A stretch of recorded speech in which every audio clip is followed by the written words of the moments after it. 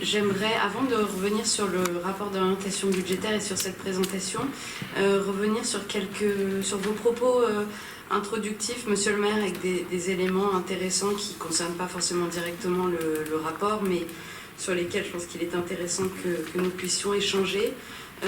Dans le désordre, ce que vous avez dit sur le cash est important. On en parle de temps à autre dans cette instance.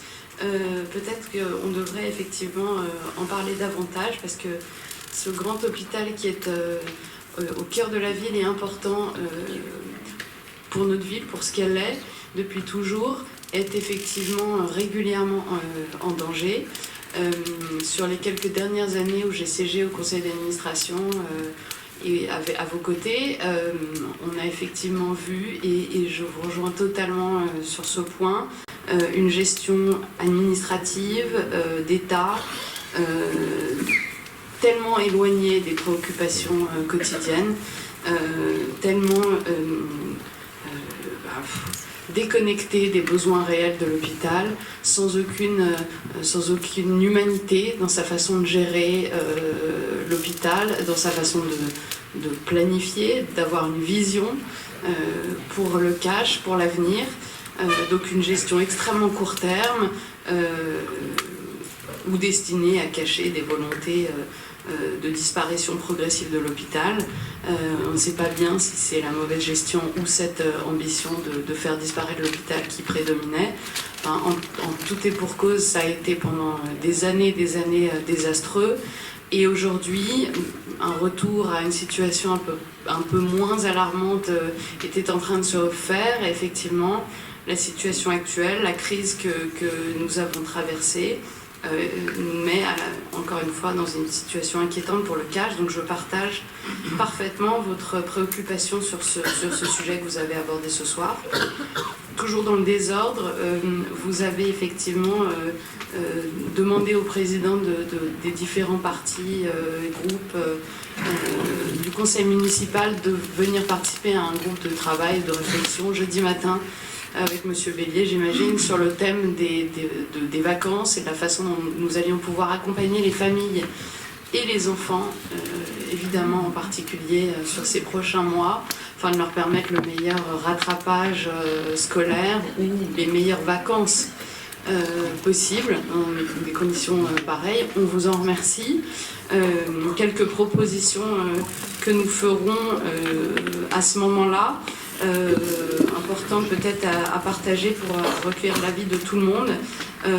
Peut-être favoriser l'enseignement à distance dans des centres de loisirs, dans les centres sociaux par exemple, permettre du soutien scolaire en ligne ou avec des associations et des bénévoles, un partenariat avec l'université de Nanterre et les étudiants qui seraient sur Nanterre ou proches pendant l'été, occupés donc par ces activités éducatives et évidemment culturelles et sportives, donc dans les locaux que nous pouvons utiliser, que ce soit les locaux associatifs, centres sociaux, tous les espaces de la ville et pourquoi pas les écoles d'ailleurs qui pourraient être ouvertes sur une partie des vacances d'été. Les écoles, les collèges bien sûr pourraient se mettre dans une telle configuration. Enfin, on peut imaginer vraiment beaucoup de choses ensemble avec l'ensemble des partenaires, que ce soit entreprises qui siègent sur Nanterre, associations, universités, permettre à chacun de collaborer, à mon avis, dans une configuration pareille est possible. Nous avions dans notre projet proposé la création d'une fondation Nanterre Mécénat. Ce ne sera pas mobilisable suffisamment pour trouver des solutions budgétaires à court terme, bien sûr, pour nous, mais qui pourrait être un levier intéressant de levée de fonds, de dotation solidaire, donc permettre à des entreprises de faire du mécénat à destination des populations les moins favorisées de notre ville et donc en priorité aux populations les plus jeunes. Voilà quelques-unes des idées que nous pourrions mettre sur la table. Il y en a encore beaucoup d'autres. Je vous remercie aussi, Monsieur Bélier, d'avoir répondu à nos mails pendant ces dernières semaines où on vous demandait des précisions. Alors des réponses pas forcément toujours précises, comme ce soir, on attend quand même un peu plus de chiffres, de détails, mais bon, des réponses qui au moins existaient. Et en cette période de déconfinement, on se contente de peu. Voilà. Mais merci de l'avoir fait. J'espère qu'on ira plus loin jeudi. Vous avez dit, monsieur le maire, ensuite qu'il fallait que nous reconnaissions tous, et en particulier l'opposition, l'utilité des services publics et d'avoir une action forte en la matière. Il fallait que nous reconnaissions la politique menée de la ville de Nanterre. Évidemment, et le sujet n'est absolument pas là pour nous, que nous ayons des services publics locaux, municipaux très forts est une évidence, à tel point que nous les souhaiterions beaucoup plus forts. Mais pour ça, il faut s'en donner les moyens. Et il y a plusieurs leviers pour ça. Vous l'avez dit, monsieur Debord, tout à l'heure, ça ne relève pas que de nous. La décentralisation, l'autonomie des collectivités est, je pense, un combat sur lequel on se retrouvera toujours. Et les derniers mois ont prouvé une fois de plus que les collectivités ont besoin de davantage de marge de manœuvre. J'espère que l'État et le gouvernement sauront enfin aller dans ce sens-là. Le deuxième point, c'est que pour avoir plus de moyens et pour avoir une action politique locale la plus efficace possible et des services locaux les plus efficaces, les plus présents, les plus massifs, il faut s'en donner les moyens, donc il faut anticiper. Et là encore, et on l'a répété souvent, que ce soit les gouvernements de gauche, les gouvernements de droite, les gouvernements LREM, certains disent de droite, d'autres disent de gauche, c'est toute leur complexité et c'est tout leur mérite. En tout cas, la source de leur succès et de l'insuccès des autres, malheureusement. L'anticipation face à ça, parce qu'on sait que quel que soit le gouvernement, ils baissent de toute façon les dotations en collectivité. De toute façon, on est dans une situation où on ne pourra pas attendre plus d'argent d'État, quel qu'il soit, dans les années qui viennent. Donc il faut l'anticiper, c'est ce qui n'a pas été fait dans la ville, dans notre budget municipal et à Nanterre. On l'a dit souvent, gouverner c'est prévoir, je préviens les nouveaux collègues, c'est une citation que je fais tous les ans depuis 6 ans, et je risque de la faire encore 6 années. Gouverner c'est prévoir, gouverner c'est anticiper, et ce n'est pas ce qu'on fait. Au lieu de ça, vous avez fait le choix, c'est un choix idéologique, hein, c'est le choix que vous avez depuis toujours et qui marque une vraie différence entre vous et nous, plutôt de l'endettement et de compter sur les autres. Et vous faites porter un risque sur la collectivité qui est important, que jamais, par exemple, un entrepreneur ne prendrait. C'est-à-dire que vous dépensez et vous dites, comme vous l'avez dit ce soir, 3 millions de déficit, et l'État, le gouvernement, on va mettre en place un fonds de dotation et on va espérer que nous allons pouvoir en bénéficier parce qu'il n'y a pas de raison, que c'est Nanterre, qu'on a toujours fonctionné comme ça et que donc on le mérite. Cette position de victimisation et d'attente de l'autre en permanence, quel qu'il soit, n'est selon nous pas la bonne façon de gérer, d'anticiper et de permettre une vraie construction, une vraie vision de l'avenir. Vous avez parlé du conseil départemental des Hauts-de-Seine et de son excédent, c'est vrai. Alors je pense qu'entre la situation de Nanterre et l'excédent des Hauts-de-Seine, il y a peut-être un juste équilibre vers lequel on pourrait tendre. Et je me permets de préciser un certain nombre de choses. Vous avez fait une proposition vendredi disant que le département pourrait aller jusqu'à 60 millions d'euros d'aide aux communes suite à cette crise. Il a déjà mis en place, pour la bonne information de tout le monde, sur les 2 derniers mois, une dotation exceptionnelle de 77 millions d'euros, pas seulement le million accordé à la ville de Nanterre, mais 77 millions d'euros, dont 18 millions d'euros pour les habitants des Hauts-de-Seine qui sont bénéficiaires de la prime d'activité. Et je voudrais dire que c'est un geste important.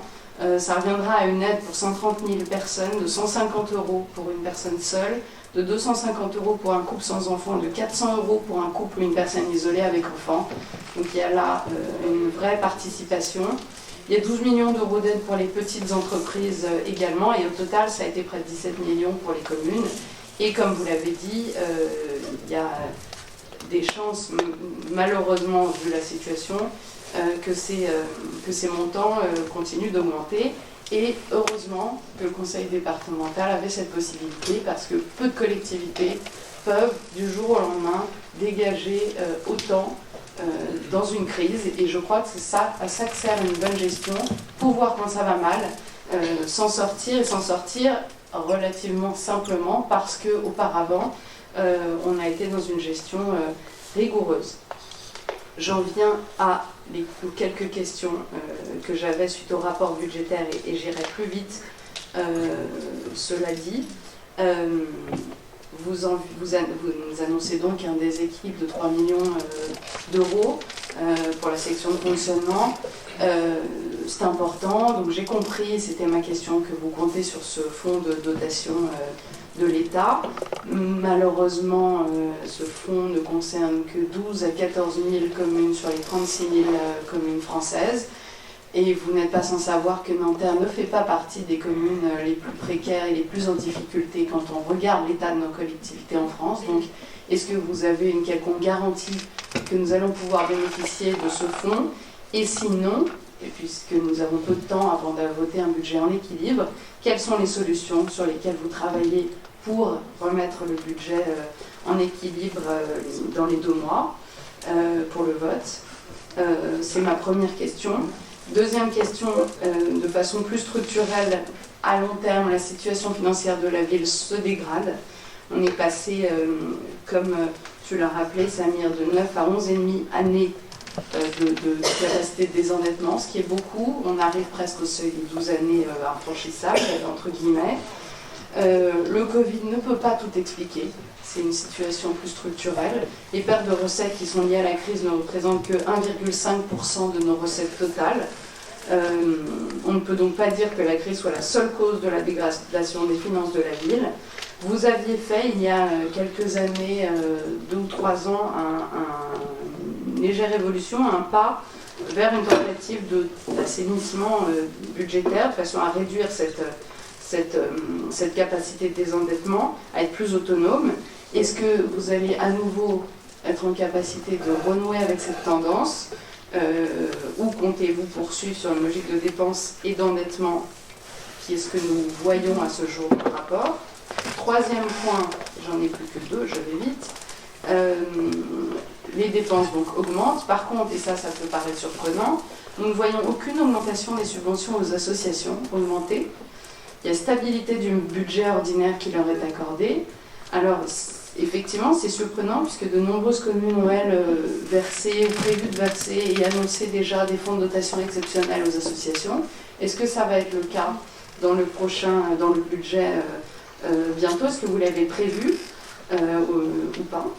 Et quatrième et dernier point, qui s'explique probablement par les points précédents, je crois que vous l'avez dit tout à l'heure, le premier rapport budgétaire d'une mandature est un moment important. Or là, on ne trouve des projections, des visions d'investissement que sur 3 ans. La prospective est faite sur 3 ans et non sur 6. Et à part la rénovation de l'hôtel de ville, peu de chantiers sur 6 ans annoncés. On est plus dans une continuité, ce qui peut tout à fait se comprendre. Mais est-ce que du coup, on a une vision au-delà, ou est-ce que c'est tout simplement la continuité des années précédentes, sans souffle à plus long terme pour notre ville? Et merci beaucoup de vos réponses. Chers collègues, notre ville a été particulièrement touchée par le virus, mais elle a su faire preuve d'une grande réactivité en prenant immédiatement des mesures budgétaires adaptées et cohérentes pour assurer et protéger les Nantériens et les Nantériennes.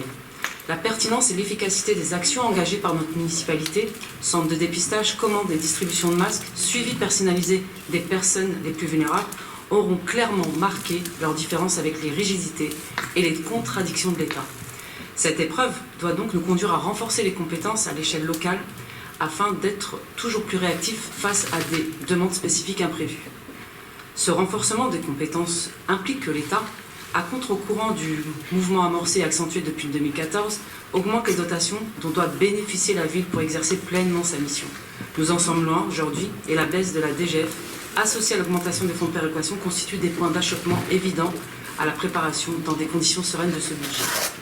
Mais nous espérons que l'État, et puisque nous avons certains porte-parole du gouvernement, dans le cadre d'un partenariat équilibré avec les pouvoirs locaux, tire tous les enseignements de ces événements récents et apporte son indispensable et légitime contribution.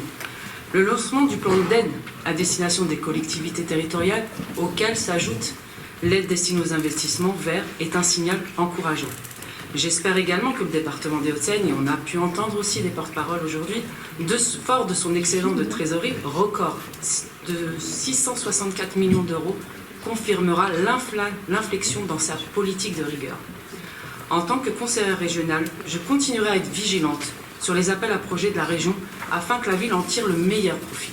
À ce titre, je me félicite de la réorganisation de l'Office du tourisme de Nanterre, rendue possible par l'octroi de fonds de la région.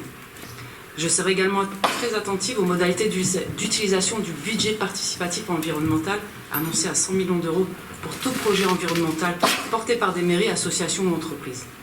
Ainsi, nous serons en mesure d'optimiser les actions de la nouvelle majorité municipale au sein de laquelle tous les élus ont une responsabilité bien définie et ont la volonté de travailler ensemble pour réaliser les 200 engagements précis et pris de la liste Nanterre pour toutes et tous. Au cœur de ces engagements, le chantier de la transition écologique doit répondre aux défis climatiques pour les générations futures. Nanterre doit poursuivre et intensifier ses initiatives pour que l'écologie ne soit pas vécue comme une contrainte, mais soit plutôt un art de vivre mieux, notamment avec le développement de nouveaux espaces de bien-être accessibles à toutes et à tous. À ce titre, au sein de la délégation du logement et de l'habitat, nous devrons veiller à ce que toutes les habitantes, tous les habitantes et tous les habitants puissent avoir accès aux dispositifs d'aide afin qu'ils puissent réhabiliter leur logement et être utilement accompagnés dans la réalisation de travaux. Nous encouragerons également le système d'habitat participatif ou coopératif qui favorise les échanges et les partages entre habitants, modèle éprouvé depuis longtemps dans les pays du nord de l'Europe. Et nous nous assurons d'une traçabilité de toutes les avancées et accessibilité des données pour les dossiers d'affectation en HLM grâce à la numérisation des dossiers. La grande diversité qui caractérise Nanterre est un atout que nous devons mieux exploiter. Notre ambition est de décloisonner certains quartiers en créant plus de synergie avec les autres quartiers pour que toutes et tous bénéficient du fort potentiel social et culturel que réserve l'ensemble de la ville. Si l'engagement des nouveaux élus est sans faille pour avancer notre ville, c'est sans compter sur la participation citoyenne qui a toujours été au cœur de toutes nos décisions. Avec la crise sanitaire aux conséquences économiques et sociales graves, nous devons toutes et tous nous montrer particulièrement solidaires et apporter notre soutien à celles et ceux qui sont le plus en difficulté. Nous devons aussi appréhender l'après-crise comme un tremplin pour changer dans notre quotidien certains modes et certaines pratiques pour une vie différente mais sûrement meilleure. Je vous remercie. Non, je pense qu'on peut toutes et tous reconnaître que, en sortant de cette crise, heureusement qu'on a investi dans le service public et dans le tissu associatif. Et on a bien vu, lors de cette crise sanitaire, à quel point les villes qui sont le mieux sorties de cette crise, c'est ceux justement qui ont eu un investissement fort les années passées sur ces sujets-là. Rappelez en même temps que la ville de Nanterre, avant la crise, se désendettait de 3,6 millions d'euros et avait une capacité de désendettement de 7 ans et demi. Ça voulait dire quoi? Ça voulait dire que si elle mettait son épargne brute au service de la dette, en 7 ans et demi, la ville de Nanterre aurait eu 0 dette. Le sujet n'est donc pas là. Le sujet, il est dans le niveau d'investissement. Et je pense qu'on n'a pas à rougir de ça. Ensuite, rétablir certaines choses. Avec bienveillance. On est en début de mandat. Il n'y a que de la bienveillance. Les recettes réelles de la ville, ce n'est pas 360 millions d'euros. C'est 202 millions d'euros. Il faut retirer la part qui est versée obligatoirement au FCCT et les péréquations qui sont prélevées injustement sur le budget de la ville. Sur la DGF, c'est pas, on ne fait pas de zèle quand on dénonce ça. Non, au contraire. C'est le fruit d'une contractualisation avec l'État et d'un écrêtement qui tient compte d'un potentiel financier surévalué, qui tient compte d'une double comptabilisation de la part salaire. On y reviendra dans le temps et on pourra échanger sur ce sujet-là, qui est un peu complexe. Je vous l'accorde. Cette DGF, elle est compensée, cette perte de 17 millions d'euros, elle est compensée comment? Elle est compensée grâce à l'intelligence des services de la ville. Il faut se le dire, un recours de la dette plus important qu'auparavant. Il est là le sujet. Voilà. Sur la péréquation, le potentiel financier sur l'indice de prélèvement, toujours le même sujet. On parle de revenus par habitant, j'ai entendu tout à l'heure. S'il était autant considéré qu'ailleurs, parce que je rappelle qu'à Neuilly, il est de 50 000 euros par habitant, alors qu'à Nanterre, il a 3 fois moins, on se retrouve avec une ville qui paye pour d'autres. Donc je pense qu'il y a un gros débat autour de ça. D'ailleurs, c'est pour ça que la ville a engagé en justice un recours dont on aura très bientôt les fruits et j'espère qu'ils seront bons. Je redis à Madame Bedin et à Monsieur Bouy que nier les baisses de ressources qui atteignent la ville de Nanterre, ce n'est pas rendre service à Nanterre et à ses habitants, et même, je le dis, ça contribue à remplir une sorte de brouillard sur le fait que ces moindres recettes et ces moindres recettes seraient tout à fait réelles. Donc, si, évidemment, après qu'on discute de la question de la manière dont on utilise les ressources de la ville, ça fait partie du débat entre nous, mais nier cette réalité, je ne le comprends pas, et d'autant plus que je vois, évidemment, en parlant avec les élus d'autres villes, que lorsque les villes sont... Parce qu'évidemment, il n'y a pas que la ville de Nanterre qui est confrontée à cette situation-là, d'autres élus admettent que forcément la situation elle est bien plus compliquée qu'avant, et que, évidemment, d'ailleurs la crise sur le Covid le montre, c'est-à-dire que dans une situation plus compliquée, la ville de Nanterre est en difficulté. Maintenant, si vous voulez, j'ai senti, Mme Bedin, vous n'étiez pas au conseil départemental, mais j'ai senti que la majorité municipale, la majorité départementale, était quand même quelque peu gênée aux entourlures d'avoir 664 millions d'euros d'excédents que je leur avais annoncé, puisque je leur avais dit à l'avance, vous allez le faire, et que, évidemment, ces excédents, c'est pas de la magie. On peut dire presque les choses.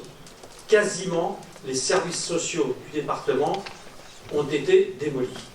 Et aujourd'hui, lorsque dans une commune, des habitants ont besoin des services sociaux, puisque normalement, le cœur d'un département, c'est l'action sociale. C'est l'action sociale. C'est ça le cœur. Aujourd'hui, il n'y a quasiment plus de PMI dans le département des Hauts-de-Seine. Même des villes qui nous entourent s'étonnent de voir ça. Donc, le département, de la manière dont il a procédé, n'a pas préparé le département à faire face à la crise. Il a eu, heureusement, ce qui a sauvé le département, c'est qu'il y ait des communes. Et que, même dans leurs communes, les maires de la majorité départementale qui gèrent n'ont pas fait ce qu'eux ont fait en détruisant le service public. Donc, le département des Hauts-de-Seine n'est pas un exemple. Et aujourd'hui, évidemment, il est gêné aux entourlures. Et évidemment, sa crainte, même pour l'année qui vient, c'est de devoir éventuellement afficher des excédents en 2021 sur les résultats de 2020. Donc, ça crée des conditions pour que, je l'espère, évidemment, au-delà des 10 € par habitant qui sont bons à prendre, qui sont bienvenus, etc., nous parvenions à mobiliser des ressources, pas que pour la ville de Nanterre, même pour l'ensemble des acteurs du département, car dans la crise, évidemment, les départements, dans les Hauts-de-Seine comme ailleurs, ont un rôle important à jouer, et il faut qu'ils le jouent. Donc sur ce, je suis désolé, je vous propose donc de voter, et on se retrouvera donc pour le budget le 6 juillet.